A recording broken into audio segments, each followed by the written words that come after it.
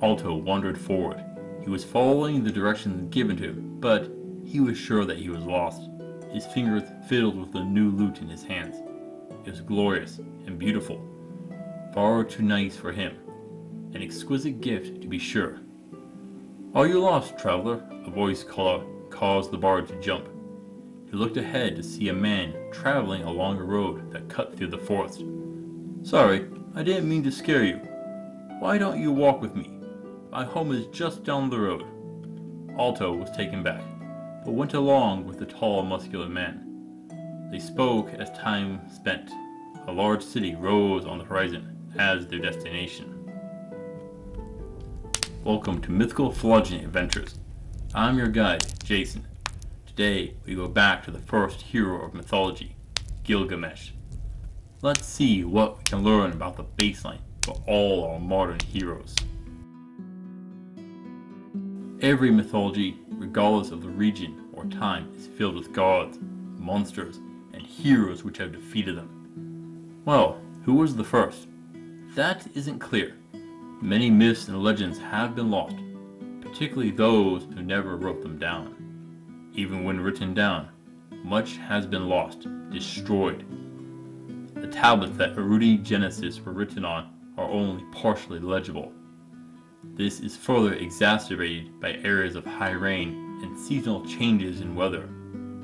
The oldest records we have are from Mesopotamia, what is now modern-day Iran, a place that is known to be dry and relatively warm. The Epic of Gilgamesh was supposedly written down about 2700 BC, but it is believed that there was a king by that name earlier in history. The Epic of Gilgamesh was found written in a series of different tablets, and not all of them in the same language. Gilgamesh was 2/3 god and 1/3 mortal. I guess rather than a demigod, he should be a demi-human. His mother was the goddess Nin's son, and his father was the deified king of Uruk, Lugal Bandana. He was a mortal which lived for 1200 years, according to legend, and appeared at least 2 legends of his own. A mortal who attained partial divinity. That explains the 2/3 god son of his. Now, our story begins with Gilgamesh on the throne of Uruk, and he was a tyrant. There were a few redeemable things about his rule. He would take any woman he wanted, single or married, whether they wanted to or not. Refusal was met with death to her or her family. He would demand men to fight him, and they all lost due to his incredible strength. A fight which they were lucky to survive. Theft and abuse were his way. The people prayed for salvation, and the sky god Anu listened. He created man with skin the color of clay, a hairy body, and in some tales, the head of a bull. This wild man was Enkidu. He ran with wild beasts, and hunters tried to catch him, but failed. During this time, Gilgamesh had a dream about a fierce foe who would fight, but never win nor lose. An eternal rival. Gilgamesh went to see his divine mother for guidance, who told him to seek the figure out. In time, the king would hear tales of the wild men, and thought to bring him in. A courtesan was sent out to seek Enkidu. When she stripped down and seduced the wild men, he was rejected by the beasts of the wild, and she brought him back to Uruk. There, Gilgamesh and Enkidu would fight, wrestle, but stalemated. In time, the two became best friends after many adventures and battles. One looked pleasant, but was wicked, and the other looked wicked, but was pleasant. Enkidu's presence had a change on Gilgamesh. He stood up to Gilgamesh's tyranny and broke it. Finally, the people could live in peace. Soon, Enkidu would have a vision of his own, where he was thrown into the underworld. After speaking with Nin's son, the two settled on facing a monster known as Kumbaba on the Cedar Mountain. Kumbaba was a monster with a lion-like face and paws, bull horns on the head, feet like vulture talons, a huge body, and two serpents, one as the tail, and the other from the front of the groin. He had a fiery breath, and a look which could strip a person of their very courage. Kumbaba attacked them as the sun rose, and together they slew the monster before harvesting the sacred cedar trees from the mountain for the temples. After the two cleaned themselves of blood and sweat, the goddess of beauty and sex, Ishtar, arrived to seduce Gilgamesh. Now, there's a little something to know about Ishtar, and, well, she is the woman that your mother warned you about, and even worse. All of her past lovers had met grisly fates, if not worse. Now, let's look at this honestly. Gilgamesh, a womanizer who slept with hundreds of women, rejected her. Let that sink in. That's how much of a negative tone that she had. But Ishtar didn't handle rejection at all. While Gilgamesh and Enkidu returned home with the cedar, Ishtar put her revenge into effect. She released the bowl of heaven upon Uruk. The immense bowl devastated the city, but our two heroes slew it. Now, Enkidu's temper rose up and insulted Ishtar, and he even threw part of the bowl at her. She spat forth a curse which killed Enkidu in 12 days, and Gilgamesh mourned the loss of his one and truest friend. Gilgamesh began to fear death and losing meaning, being forgotten. A vision from Enkidu speaking of the barren state of the underworld drove him to action. Gilgamesh set off to find immortality. In Mesopotamian myth, there was a man who gained such a feat named Uta-Napishtim. There are a few takes on his tale. In one, he spent several weeks awake without sleeping, and in another, he was the forerunner of the tale of Noah's Ark. Regardless, Gilgamesh sought him out. After a long and dangerous journey, filled with several more adventures, he found him. But Uta-Napishtim refused to give the secret of immortality to Gilgamesh, and challenged him to remain awake for a week. But Gilgamesh was already exhausted, and collapsed very quickly. Uta-Napishtim's wife made a loaf of bread each day that Gilgamesh slept. When he awoke, he saw the moldy bread. But Uta-Napishtim's wife spoke with her husband, and they agreed to offer Gilgamesh the information he wanted. They told him about a herb found beneath the ocean that would confer immortality to him. Tying boulders to his legs, he jumped into the ocean and found the herb. Smiling with success, he made his way home. While stopping to rest and bathe, a serpent stole and devoured the herb. Gilgamesh was crestfallen. He had failed. Never again would he be able to find the herb. He would die and go to the underworld. All of his hard work and effort was for naught. Yet, by the time he returned home, he had found a new goal. Even if his mortal form shall perish, his name would remain behind for all eternity.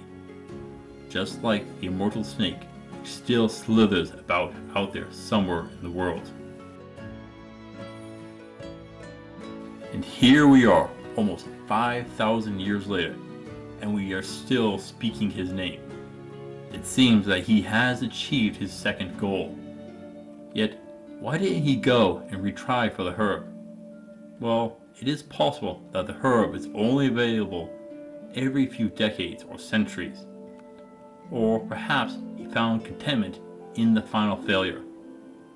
That would make a real change for his demeanor. I'm sure that you are wondering why Gilgamesh is called the first hero, when we have two other notable figures that came before him, his father and Uta-Napishtim. Well, they weren't champions of the people. It is a minor difference, but it does exist. I have always liked the Epic of Gilgamesh. It is both the masculine and feminine hero's journeys present. The masculine, where the great evil is conquered through personal growth, and the feminine, where we watch someone who is vile and reprehensible, taught humility and service to others.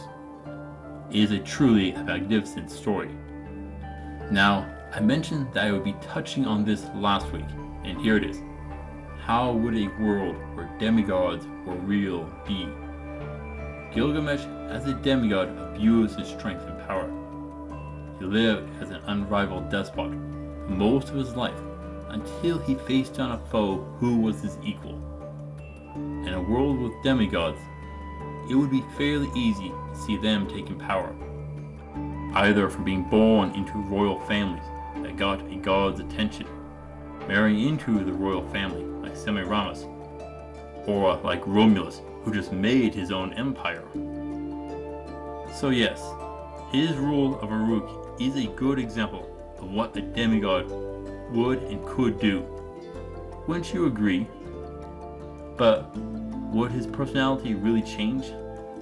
In the legend, it was when he met someone who was his opposite but equal. Potentially, but Gilgamesh's change did take some time and multiple interactions, campaigns, and adventures. But seeing Enkidu offering himself to help others and seeing the life differently could bring the change about. Now, having a demigod on the throne could have problems.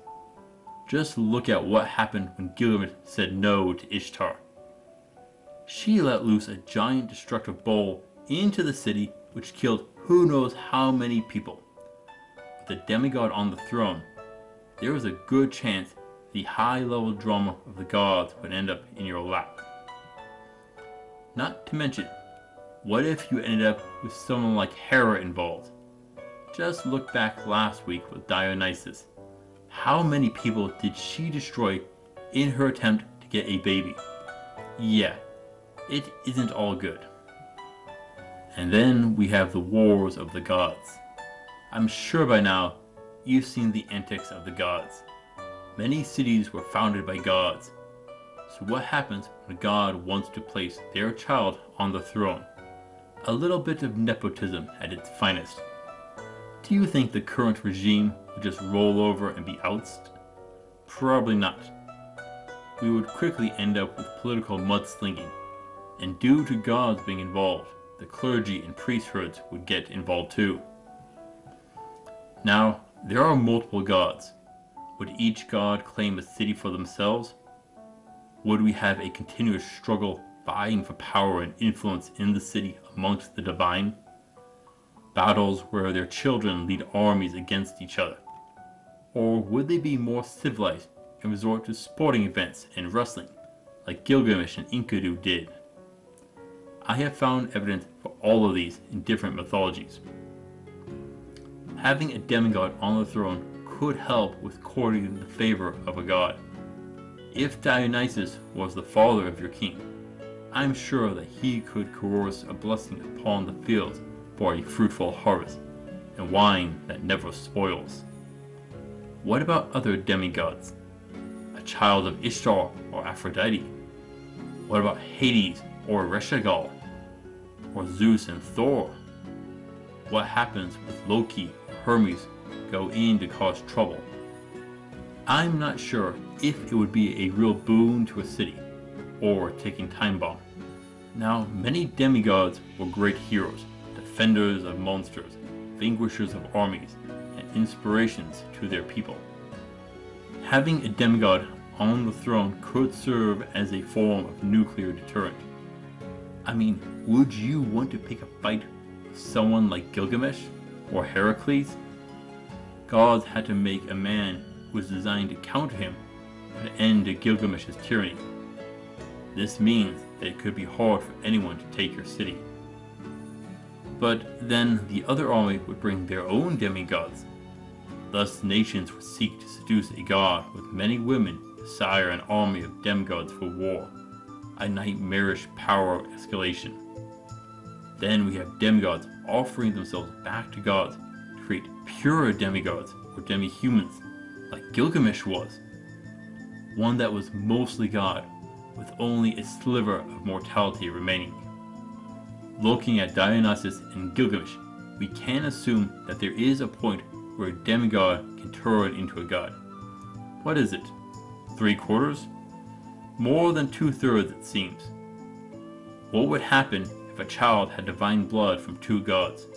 Well, Hippolytus potentially had both of his parents be demigods, and was still killed.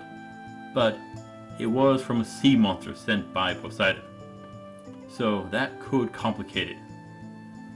But in the story of Gilgamesh, there is an issue. He left his kingdom for a time.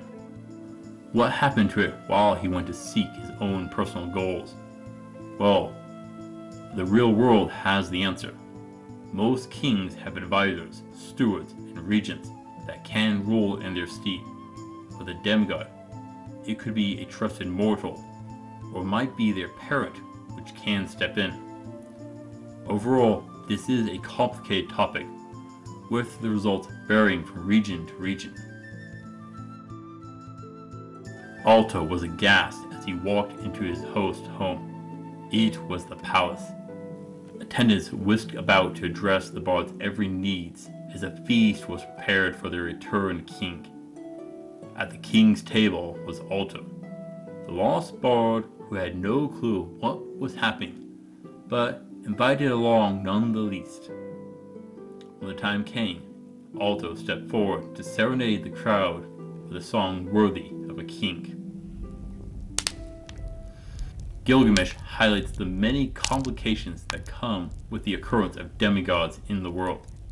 Their divine influence can easily shape the world, be it for good or bad. That will depend on the tale. Let us be sure that Gilgamesh's final dream remains as a guide and warning for those of the ages. Let us remember the king of Uruk, oldest of all known heroes, and mourn the forgotten ones that came before him, lost to the ages. Thank you for watching, adventurers. Please return next week, where we shall look at a beast known as the Hodag. Until then, I'll see you on the roads.